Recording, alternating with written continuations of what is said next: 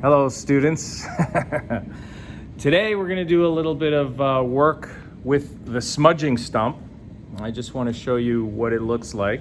Actually, I'll show you a clean one. And this is what we're going to execute this drawing with today, using classical lighting, as well as our friend the pencil, or if you're working with graphite, that's good as well, and the kneaded eraser.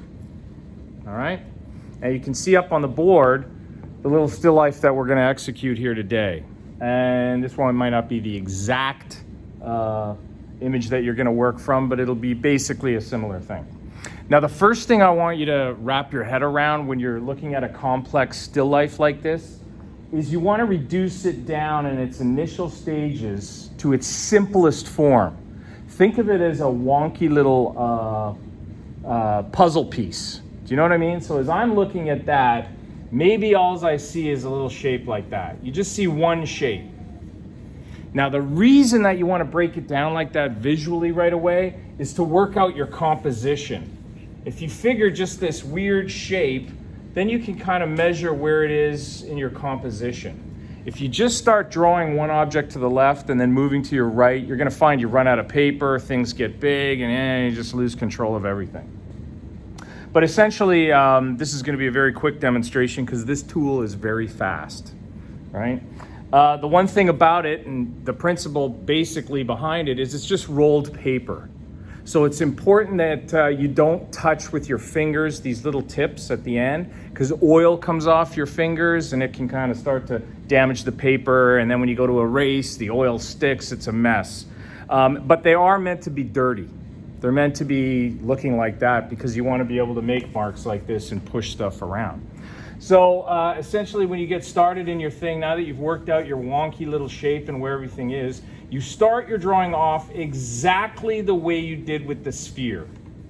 The only difference today is now you have different shapes, and you're going to be using a lot more measuring with your pencil to get angles right and to make sure things are lined up. But you start off with the exact same thing, right? Very soft, very general. Start building up tones and values immediately. And now, as we talked about in the first class, the classical lighting, all those principles are still there. You can see the light coming in from this angle here to these objects, striking them. And depending on where the objects are, the values that are present will be revealed. Okay, so once you start laying in some tones nice and soft, just like we did with the sphere, again, not any sort of hard, firm lines, no commitment at this point. You're just generally blocking in these tones. And I think what's essential in the beginning, just like the other drawing, is you really build up very quickly the background. And one of the reasons for that with the smudging stump is that's where you're going to get all your tones and values. All right, so you're starting to see things emerge. And we haven't got to the smudging stump yet, because what the smudging stump does is it essentially just pushes around graphite or charcoal that you have on it already. And so you want to get some material, some medium on the surfaces right away. Okay, so we're at a nice place now. We've kind of blocked everything in. You can kind of start to see a ghost of your image. And it's not necessary that you start into the smudging stump right away, but I'll show you very quickly what this tool does, is it'll move things forward rapidly. And what it does too is unifies the surface. Now, you've probably done drawings where you used your finger to do it. It's exactly the same thing, only it's not going to leave an oil trace. But if you look at just starting to build up all those basic principles, the light, the shadow, the core of the shadow, the background, and you can move things very, very quickly and unify. Obviously, I'm going really quick. You could slow down a little bit and really unify them nice. The reason I'm showing you this tool today is because this is how fast it operates, and it's just like painting fast. It's not like we're going to use this tool again necessarily, but it's to give you an idea of, with a dry medium, how you can act like you're painting. This is a nice link between drawing and painting, because it's dry, so it's like drawing, but it's fast, like painting.